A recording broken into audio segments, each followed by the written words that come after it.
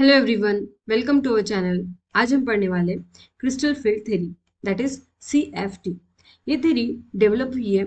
This theory, crystal field theory, was develop by Hans Bethe and JH van वेल्क।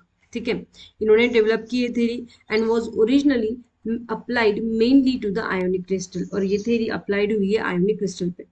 Letter this theory was popularized by the ऑर्गन। ठीक है, ये theory बाद में popularise किसकी वजह से हुई है? ऑर्गन की वजह से, for its use in the inorganic chemistry, जिन्होंने इनऑर्गेनिक केमिस्ट्री में इसका यूज किया है, ना कि बस आयोनिक क्रिस्टल पे। ठीक है, this theory is based on the assumption that metal ion and the ligand act as a point charge. अब ये थ्योरी किस पे बेसिस है? तो ये थ्योरी जो है ये हमें बोल रही है कि ये अजम्पशन है कि मेटल आयन और ligand they act as a point charge. हम उन्हें कंसिडर करते हैं point charge, and the interaction between metal and ligand are purely electrostatic. और इन दोनों का जो इंटरेक्शन होगा वो कैसे होगा? प्योरली इलेक्ट्रोस्टैटिक होगा।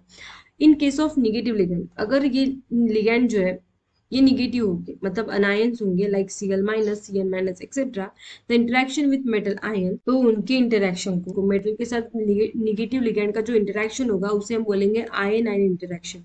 क्योंकि निगेटिव लिगैंड मतलब माइनस चार्ज, और हमारे मेटल तो पॉजिटिव चार्ज के, दोनों भी आयन ही होंगे, तो ना ion ion interaction. In case of neutral ligand, अब न्यूट्रल लिगैंड जो होंगे like NH3 H2O etcetera, the interaction between metal ion is ion dipole interaction. तो इनके इंटरेक्शन को हम क्या बोलते हैं? आयन डाइपोल इंटरेक्शन बोलते हैं। ठीक है, अब हम पढ़ते postulate of crystal field theory. The important postulate of CFT are at follows. अब कुछ इंपॉर्टेंट पोस्टुलेट है CFT के, वो देखते थे। पहला पोस्टुलेट ये है कि complex is consider to be combination of central metal ion surrounded by the ligand which contain one or more lone pair of electron. तो इनका मानना ये है कि कॉम्प्लेक्स जो होता है उसमें क्या होता है कि सेंटर में होगा होगा हमारा मेटल, और उसके अराउंड जो होंगे वो लिगैंड होंगे, और लिगैंड पे एक या दो पेयर होंगे इलेक्ट्रॉन्स के। सेकेंड पोस्टुलेट ये है कि लिगैंड इन अ कॉम्प्लेक्स में भी, अब ये जो लिगैंड होते हैं वो कैसे होते हैं? आयोनिक होती है। For example anion like Cl minus, F minus, Cn minus etcetera, and are regarded as a point charge. और हम उसे क्या कंसिडर करते हैं? अनायन, मतलब अनायनिक लिगैंड जो होंगे उसे हम पॉइंट चार्ज कंसिडर करते हैं। अगर न्यूट्रल लिगैंड हो, for example molecule like CH3 H2 CO etcetera, हम उसे कंसिडर करते हैं regarded as a point dipole. हम उसे क्या कंसिडर करते हैं? पॉइंट डाइपोल कंसिडर करते हैं, point dipole. If the ligand is a neutral, अगर लिगैंड न्यूट्रल होगा तो नेगेटिव एंड जो होगा दिस लिगैंड डाइपोल का is oriented towards the metal cation. तो ये क्या करेंगे? मेटल कटायन को ओरिएंटेड करेंगे negative ligand.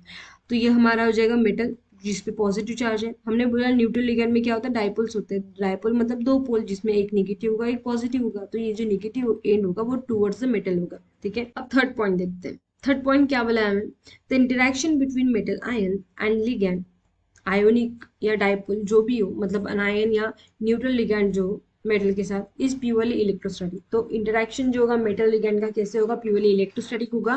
That is bond between metal and ligand is consider as a 100% ionic. तो हमें क्या कंसिडर करना है? इनके बीच का बॉन्ड जो है, दोनों भी आयन आयन से फॉर्म हो रहे हैं, मतलब इनका इंटरेक्शन 100% आयोनिक होगा। ठीक है, फोर्थ पॉइंट हमारा ये है, the interaction between electrons of central metal ion and those of the ligand is purely repulsive in nature. ठीक है, तो क्या हो रहा है कि मेटल और लिगैंड के इलेक्ट्रॉन का इंटरेक्शन हो रहा है और वो रिपल्शन हमें दे रहा है। ठीक है, और उस रिपल्शन की वजह से क्या होता है? The repulsion raises the energy of d orbital. तो इसकी वजह से क्या होता है? डी ऑर्बिटल की एनर्जी इंक्रीज होती है। ठीक है, सिक्स पॉइंट क्या है?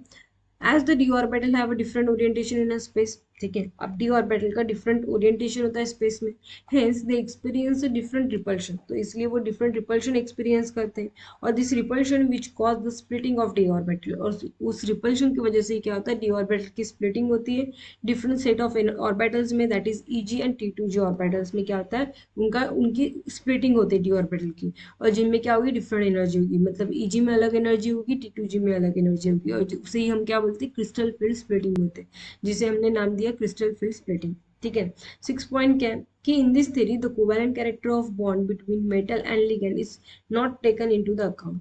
तो हमें इस थ्योरी में मेटल और लिगैंड का कोवेलेंट बॉन्ड कंसिडर नहीं करना है। That is there is no orbital overlap between metal, central metal ion and ligand. इसका मतलब इनमें कोई भी ओवरलैपिंग नहीं हो रही है, क्योंकि कोवेलेंट बॉन्ड फॉर्मेशन मतलब क्या होगा? ऑर्बिटल की ओवरलैपिंग होगी, बराबर। पर यहाँ कोवेलेंट बॉन्ड को ही कंसिडर नहीं करना है, तो मतलब उनके ऑर्बिटल ओवरलैपिंग भी नहीं होगी। ठीक है, सेवन पॉइंट क्या है? The crystal field splitting will different. Crystal field splitting different होगी किसके अकॉर्डिंग, उसके different structure with different coordination number के अकॉर्डिंग। ठीक है, तो ये थे हमारे postulate of CFT। I hope you understood it well. Thank you.